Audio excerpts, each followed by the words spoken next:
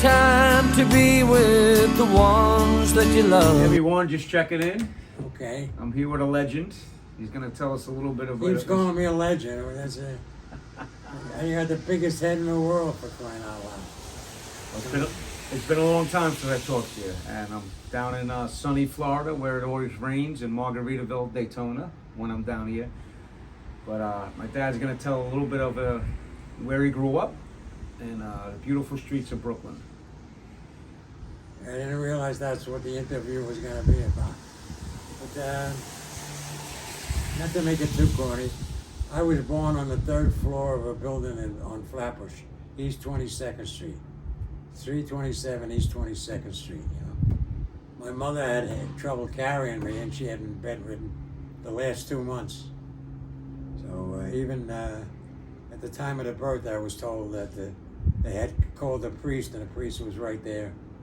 They delivered me, and I was baptized 5 minutes later. Everything worked out okay, and my mother would eventually have another child, Denise, 6 years later. But we lived in Brooklyn. It was a 3-story walk-up. My Aunt Mary and Uncle Eddie were on the second floor. They were the supers. They were getting the apartments for all the relatives. 8 apartments in the building. We had 7 relatives in it. And the one we didn't have was a fantastic doctor called Dr. Silverstein.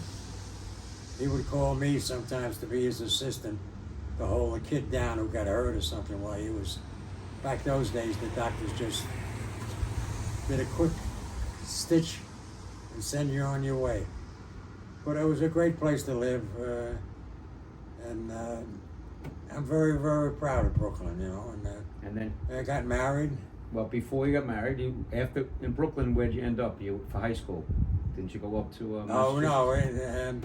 When I was it was a great place to live. My father turned out got a job up in Norwood, Massachusetts. Never heard of it. So we had to move. We moved to Canton, Massachusetts, a town with 3,000 people in it at the time. This was 1950. I was 10 years old. I was fairly tall as a kid from Brooklyn. I get up there with all these guys that grew up on the farms and stuff. They're all a head taller than me, you know. So I went from a tough kid in Brooklyn to the guy from Brooklyn, you know. But, it was a great life.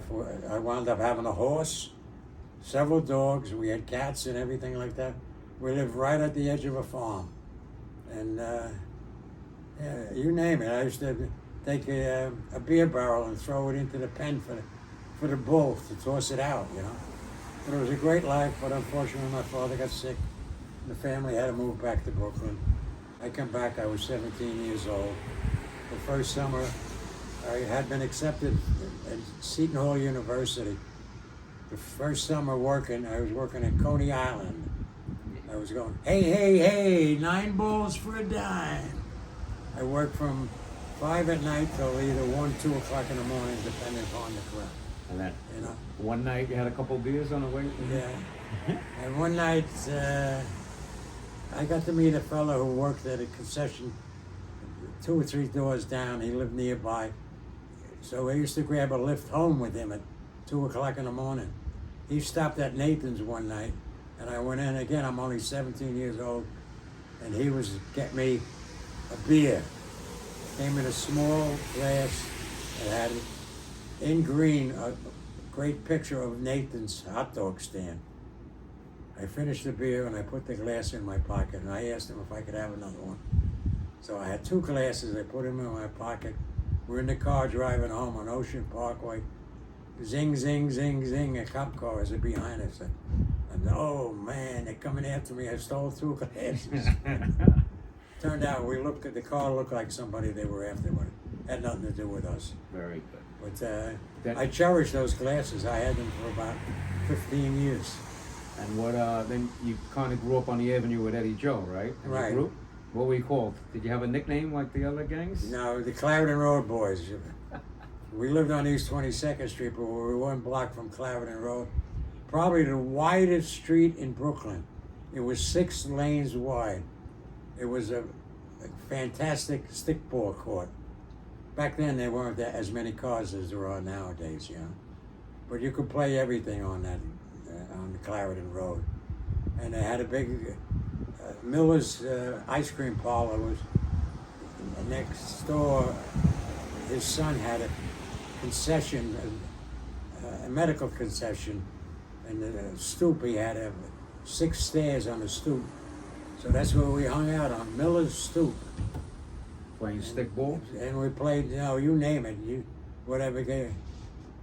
You name the game, and we played it, you know. Time to be with the ones that you love. Let nothing stand.